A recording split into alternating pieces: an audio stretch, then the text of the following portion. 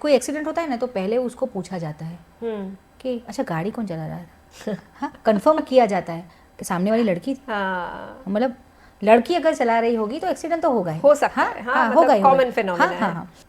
Cancer वो मेरी पूरी स्टोरी नहीं है। कैंसर को मैं तो भूल गई हूँ पर सब नहीं भूल रहे हैं, ऐसा है।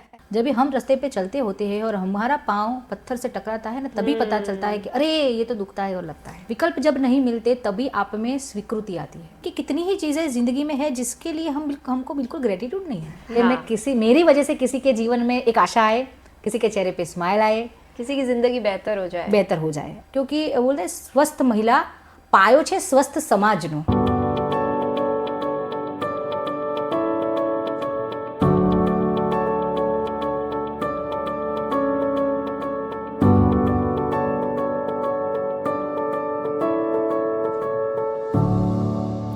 ये अभी भी आप कई जगहों पे सुनेंगे कि भाई उसकी जगह पे उसके घर पे तो औरतों की सुनी जाती है। हमारे घर में लड़कियां नहीं बोलती, हमारे घर में औरतें नहीं बोलती।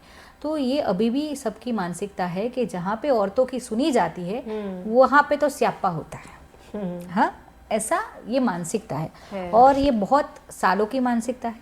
उसको चेंज करने में भी साल लग सकते हैं, पर मुझे लगता है मैं बहुत ही इसमें आशावादी हूँ कि बहुत ही कम समय में ऐसा टाइम आएगा कि गुजराती इंडस्ट्री में भी बहुत सारे लेडी डायरेक्टर्स होंगे और बहुत सारे सक्सेसफुल लेडी डायरेक्टर्स होंगे जिन पे कोई डाउट नहीं करेगा कि ये बंदी फिल्म बना सकती है कि नहीं बना सकती, इसकी फिल्म चलेगी कि नहीं चलेगी। या फिर उसको वो जो बोला जाता है कि भाई औरतें को बोलते हैं, हम गुजराती में बोलते कि बहिरानी बुद्धि पगनी पानी है। मतलब औरतों की जो विचार होते हैं, उनकी बुद्धि जो होती है उनकी एड़ी पे होती है। वो जो पूरा जो एक थॉट है उसको ब्रेक करेगी। मैं चाहती हूँ कि ऐसा बहुत ही कम समय में हो जाए। तो सबसे ज़्यादा मैं खुश होंगी क्योंकि मैं भी एक लेडी डायरेक्टर हूँ और मैं चाहती हूँ कि बहुत मेरे पीछे की अभी जो जनरेशन है, नई जनरेशन, वो ऐसे सपने देखे राइटर्स बनने के, डायरेक्टर बनने के, कैमरा मैन होते हैं, कैमरा वुमन बनने के। तो पूरी इंडस्ट्री को रेवोल्यूशनाइज करने के। यस। एक सवाल है मेरे मन में जी कि इतने सारे इंडस्ट्री में आपके कंट्रीब्यूशंस हैं, आपने 1000 से ज़्यादा एपिसोड्स तो ऑलरेडी रिलीज्ड हैं कलर्स पे, 50 से ज़्यादा प्लेज लिख चुके हो, डायरेक्टर हो, राइटर हो, एक्टर हो, लेकिन फिर भी जब लोग अर्चना चौहान को जानते हैं तो वो एक कैंसर सर्वाइवर की तरह ज़्यादा आपको जानते हैं। कैसा लगता है आपको? ऑफ कोर्स बुरा लगता है क्योंकि कैंसर वो मेरी पूरी स्टोरी नहीं है। कैंसर अर्चना की स्टोरी का एक हिस्सा है और किसी एक हिस्से को आप स्टोरी नहीं बता सकते। सही बात। कोई एक फिल्म होती है जो 2-2.5 घंटे की, उसमें से 10 मिनट का जो एक पोर्शन होता है उसको आप 2.5 घंटे या 2 घंटे नहीं बता सकते। बिल्कुल। तो कैंसर मेरे लाइफ का एक पार्ट था जो आया और चला गया। वो 2019 में आया। मैं काम कर रही हूँ 2010-11 से। कैंसर आया उससे पहले मुझे बेस्ट डायरेक्टर का नॉमिनेशन मिल गया था। कैंसर आया उससे पहले मुझे बेस्ट एक्टर का प्राइज़ मिल गया था। कैंसर आया उससे पहले मैंने यहाँ पे जो ड्रामा लिखे वो मुंबई के प्रोड्यूसर, मुंबई के डायरेक्टर्स के द्वारा वो डायरेक्ट हुए, वो चले, देश विदेश में चले, ऐसा हुआ। कैंसर आया उससे पहले मैंने सीरियल्स की, एक्टिंग की। तो कैंसर से पहले मैंने एक पूरी अलग सी लाइफ जी हुई है जिसको लोग भूल गए हैं। हाँ। तो क्या होता है कि अभी ये मैंने बोला ना अभी कि नज़रिया होता है। अभी एक इंसान के जिसने इतना सारा काम किया है तो उसको सिर्फ इसी तरह याद रखे कि अर्चना कौन, अर्चना अच्छा वो कैंसर वाली। तो वो उनका नज़रिया है। हम किसी का नज़रिया नहीं बदल सकते। मैम ये बताइए कि कैंसर को आपने एक बार नहीं 2 बार जीता है। तो एक बार तो लोग लड़ लेते हैं लेकिन 2 बार तो एक वॉर से कम नहीं रहा होगा। हमें वो एक्सपीरियंस जानना है, क्या था, कैसे आप निकले उसके बाहर? कैंसर को मैं तो भूल गई हूँ पर सब नहीं भूल रहे हैं, ऐसा है। क्योंकि छोटी चीज़ नहीं है वो भुलाने के लिए हमारे लिए। हाँ, पर आपके लिए क्या था वो? हाँ, ऑफ कोर्स जब भी पता चलता है और वो भी अर्ली 30s में आपको पता चलता है कि भाई आपको कैंसर है, जब भी अभी तो आपको लाइफ जीनी होती है, स्टार्ट किया होता है अभी तो तभी ऐसा हुआ था 2019 में कि मेरे अभी ही ऐसा हुआ था कि मैंने मुंबई में पाँव रखा था और मेरा काम अच्छा सा चल रहा था और तभी मुझे पता चला कि मुझे कैंसर है। और अब सबके तरफ मुझे भी ऐसा लगा कि भाई अभी तो मुझे मर ही जाना है और मैं तो मर ही जाऊंगी और पता नहीं क्या ही होगा। ऐसा तभी पता नहीं था मुझे कैंसर क्या है, उसकी ट्रीटमेंट क्या है, क्योंकि तब तक अभी तक यही सुना था ना कि कैंसर का मतलब होता है कैंसर, सभी मर ही जाते हैं कुछ भी। और क्या होता है कि जब तक हमको कुछ नहीं होता ना, जब भी हम रास्ते पे चलते होते हैं और हमारा पाँव पत्थर से टकराता है ना, तभी पता चलता है कि अरे ये तो दुखता है और लगता है। तब तक किसी को अगर पाँव में पत्थर लगता है तो हमको ऐसा होता है अच्छा कहीं मतलब नहीं वागे तो हाँ लगता है, ऐसा चलता है। तभी आपको पता चलता है जब आपके जीवन में एक क्षण आता है। तब तक मेरे भी ऐसे कई परिचित लोग थे जिनको कैंसर हुआ था और मैंने अरे रे उसको बेचारे को कैंसर होगा, मैं भी ऐसा सोचती। पर तभी पूरी दुनिया बदल गई, मतलब कि जब भी पता चला कि आपको कैंसर है और अब क्या, व्हाट नेक्स्ट। फिर पता चला कि भी सर्जरी करवानी होती है, रेडिएशन, कीमोथेरेपी, ये वो करवाए। विकल्प नहीं होते जीवन में। मैं इसके लिए कई लोग बहुत ही फरियाद करते हैं कि मुझे अपने जीवन में विकल्प नहीं मिले। मैं ऐसा समझती हूँ कि विकल्प जब भी नहीं मिलते ना, तभी ही आप श्रेष्ठ कर सकते हो। विकल्प नहीं ही मिलने चाहिए। विकल्प जब नहीं मिलते तभी आप में स्वीकृति आती है। और स्वीकृति जब भी आ जाती है, इंसान स्थिर हो जाता है। और स्थिर इंसान ही लड़ सकता है। मतलब उतना मेंटल स्ट्रेंथ चाहिए। हाँ, तो विकल्प जब भी नहीं मिले तो इसको ऐसा मत सोचो अरे मेरे पास तो ऑप्शन नहीं था। अच्छा है ऑप्शन नहीं है, ऑप्शन मिलता तो आप निकल जाते पतली गली से। तो ऑप्शन मेरे पास भी नहीं था, ये आपको करवाना है अर्चना जी, नहीं करवाएंगे तो ये है। तो मैंने बोला अभी कुछ है ही नहीं तो करवा लो। फिर ट्रीटमेंट करवाई। काफ़ी दिक्कतें आती है, सभी को वो फेस करनी पड़ती है। वो मैंने भी की, मुझे लगा कि चलो ठीक है। जो मैं अभी भी बोली कि कैंसर ये मेरी स्टोरी नहीं है, वो तो मेरी स्टोरी का एक पार्ट था। तो तभी मैंने ऐसा सोचा कि चलो इससे भी बुरा हो सकता था ना, मुझे पहले ही पता चल गया और मैंने ट्रीटमेंट करवा लिया, अभी अच्छा है। तो उस ट्रीटमेंट के दौरान भी वो पूरी ही हुई थी ना, मैंने दूसरा भी काम शुरू कर दिया था। और फिर अचानक से ऐसा हुआ कि दूसरी बार कैंसर हो गया। मुझे ऐसा लगा तभी, मुझे तभी ऐसा नहीं लगा था। डॉक्टर्स ने तभी ऐसा बोला था कि शायद आप सर्वाइव ना कर सको। इस पूरी जर्नी के दौरान मुझे कभी ऐसा नहीं लगा कि मैं मर जाऊँगी। मुझे कभी भी ऐसा नहीं लगा कि मैं मर जाऊँगी। अगर मुझे लगा होता तो शायद मैं टूट जाती। कभी मुझे काफ़ी लोग पूछते हैं कि आपको हिम्मत कहाँ से मिली या फिर आपने कहाँ से ऐसा किया। तो मुझे हिम्मत की मुझे शायद ज़रूरत नहीं थी, क्योंकि मुझे डाउट आया ही नहीं एक बार भी कि मैं मर जाऊँगी। मुझे इतना पता है, मैं राइटर हूँ, मुझे पता है, मैं सबकी स्टोरीज़ लिखती हूँ कि मेरी स्टोरी इतनी छोटी नहीं हो सकती। और कैंसर सबको ऐसा लगता है कि फिजिकल बीमारी है। फिजिकल नहीं, वो एक सोशल टैबू है। एक व्यक्ति को कैंसर नहीं होता, मैं कई बार बोलती हूँ, परिवार को होता है। क्योंकि परिवार का सपोर्ट बहुत ज़रूरी होता है। मेरे साथ मेरा पूरा परिवार वहाँ पे डटा रहा है, क्योंकि पूरे 2-3 साल, मतलब एक इंसान जो खड़ा भी नहीं हो सकता, जो अपने हाथ से पानी भी नहीं पी सकता, जो खाना भी नहीं खा सकता, और हर रोज़ उसके परिवार के कान में वो बात आती है कि शायद ये मर जाएगी। तो उस टाइम पे ये श्रद्धा रखना कि नहीं मरेगी, ये जिएगी और अच्छा सा करेगी, तो ये भी बहुत बड़ी बात है। पैसे बहुत जाते हैं कैंसर में, क्योंकि बहुत एक्सपेंसिव बीमारी है, बहुत तो एक्सपेंसिव ट्रीटमेंट बहुत एक्सपेंसिव होती है। तो इंसान फिनेंशियली, मेंटली, फिजिकली, सोशली सब तरफ से मतलब गिर जाता है। तो बहुत लोग ऐसा मुझे बोलते हैं कि आप लड़े कैंसर से, आप जीते। मैं अकेली नहीं लड़ी, मेरा पूरा परिवार लड़ा। मेरे बहुत वेल विशर थे, वो भी मेरे साथ लड़े, जिन्होंने मेरे लिए प्रार्थना की, वो लोग भी लड़े। और जीती मैं अकेली नहीं, मेरा परिवार जीता। जिन्होंने मेरे लिए प्रार्थना की वो भी जीते, मेरे वेल विशर जीते, मेरे फ्रेंड्स जीते, जिनको भी विश्वास था कि तू नहीं मरेगी, तू जिएगी और तू अच्छा करेगी।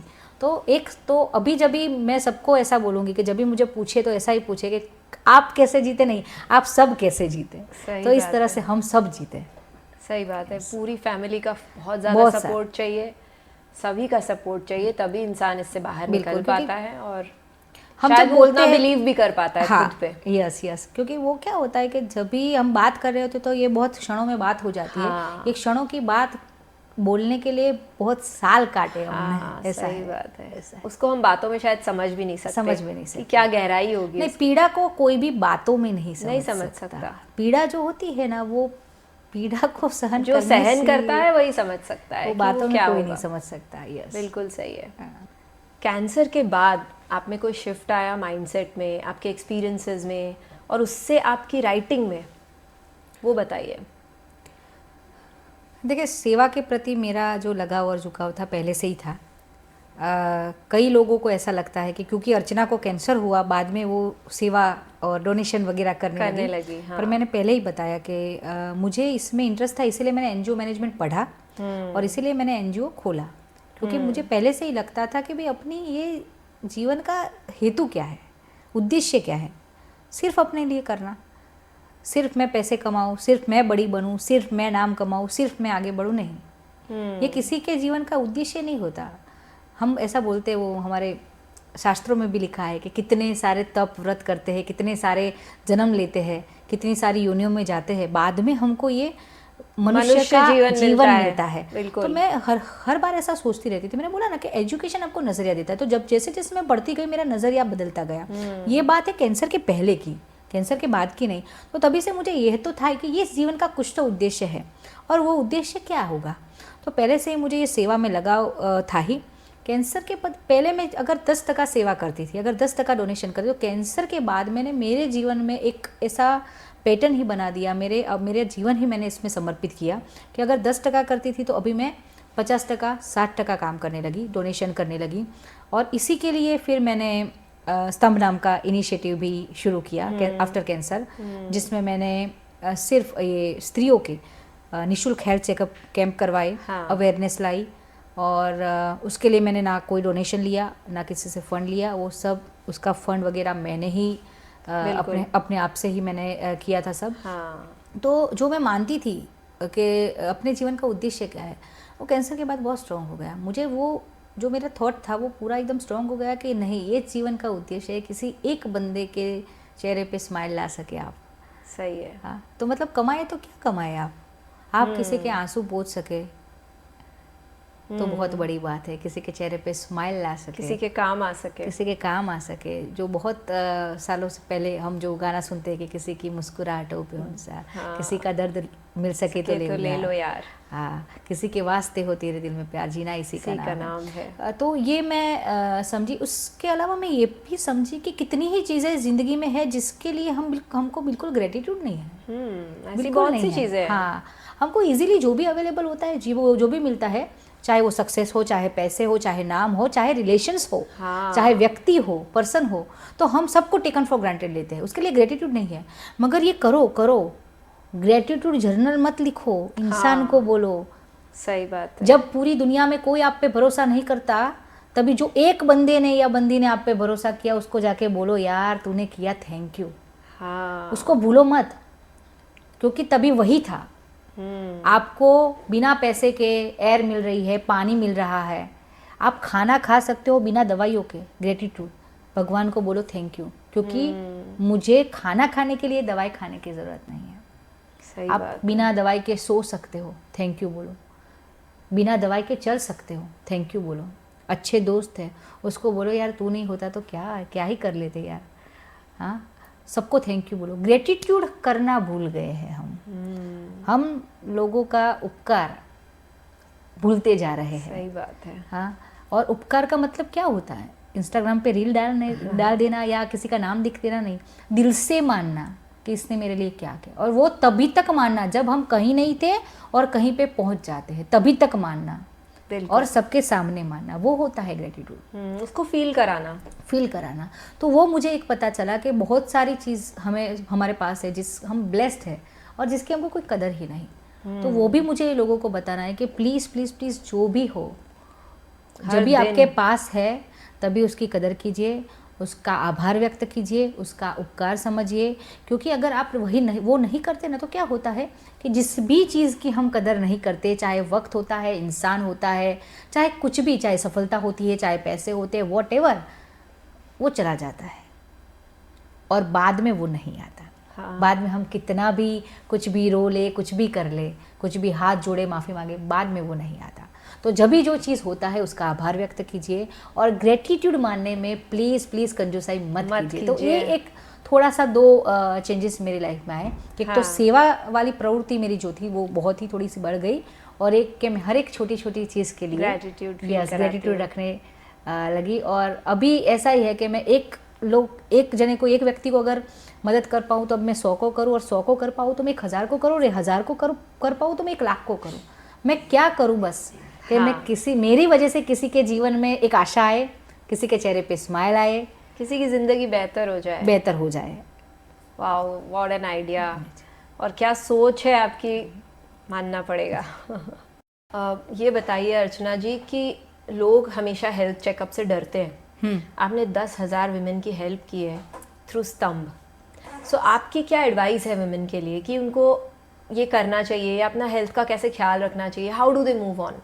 हाँ, स्तंभ की शुरुआत ही मैंने इस थॉट से की थी मैम कि जब भी मुझे ये डिटेक्ट हुआ था तभी मुझे भी कुछ सिम्टम्स थे। तो 6 महीने तक मैंने भी बहुत इग्नोर किया था। मैंने भी ऐसा सोचा था कि अच्छा ठीक है, कल जाऊंगी करके। तो मैं तो एजुकेटेड थी, समझती थी, फिर भी मैंने इसको इग्नोर किया और जब भी ये निकला तो कैंसर निकला। तो एजुकेटेड जो लोग होते हैं, जो लोग को समझ सकते हैं, वो ऐसा कर सकते हैं। तो गांव में, स्लम में जो अंडर प्रिविलेज लोग हैं उनको तो कुछ पता नहीं चलता, और उसमें भी स्त्रियाँ, महिलाएं, उनको तो कैसे पता मतलब चले। तो इसको अवेयरनेस लाने के लिए मैंने स्तंभ इनिशिएटिव शुरू किया, जिसमें महिलाओं का पूरा हेल्थ चेकअप मैं फ्री में करवाती हूँ।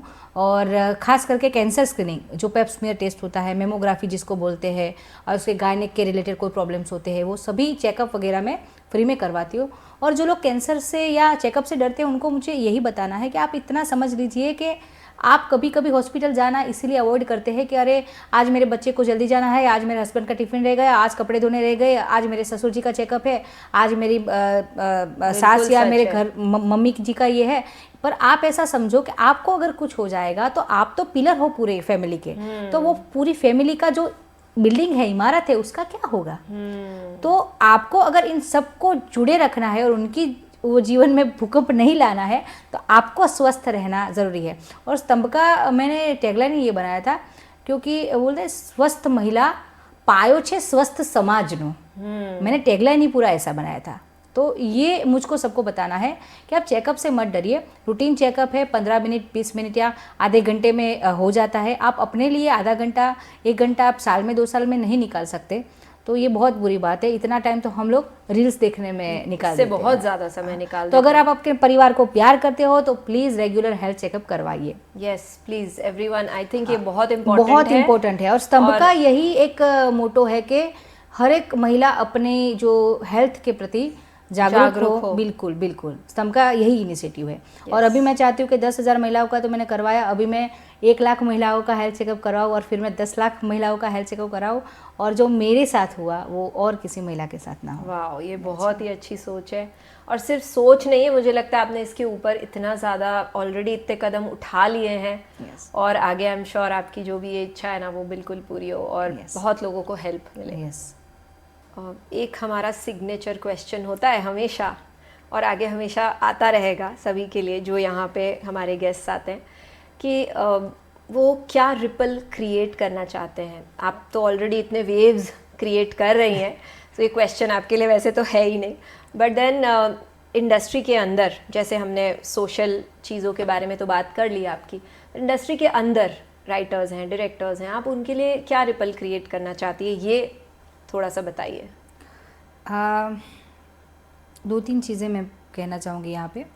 एक तो जो यंग राइटर्स है या जिन लोगों को इस फील्ड में कुछ करना है, उन लोगों को मैं ये बताना चाहूँगी कि शॉर्टकट मत ढूंढो आप।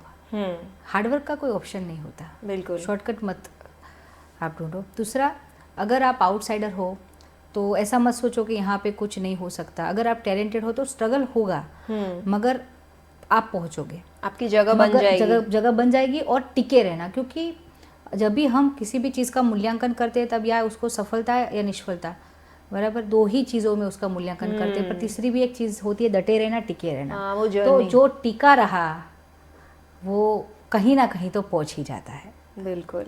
हाँ, हमने बचपन में वो